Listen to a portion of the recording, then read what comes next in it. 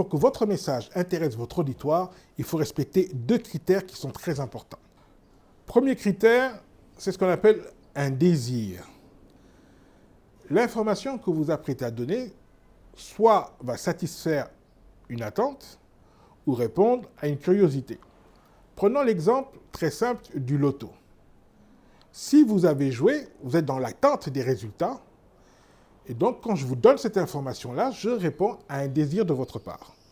Donc quand vous écrivez un texte, posez-vous toujours la question, est-ce que ce que je mets à l'intérieur va intéresser le public?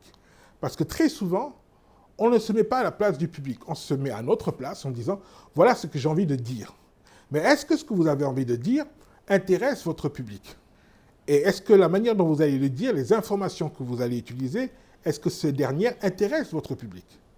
Si la réponse est positive, vous pouvez y aller. Si elle est négative, trouvez des informations qui vont pouvoir non seulement répondre au thème de votre intervention, mais intéresser votre public. Le deuxième critère, c'est ce qu'on appelle la résonance. Quelles conséquences les informations que vous venez de donner ont sur votre public? Si je reprends l'exemple du loto, vous avez joué, donc vous avez le désir de savoir est-ce que vous avez gagné, mais vous voulez savoir combien vous avez gagné. Donc la résonance, c'est de savoir quel est le montant de votre gain.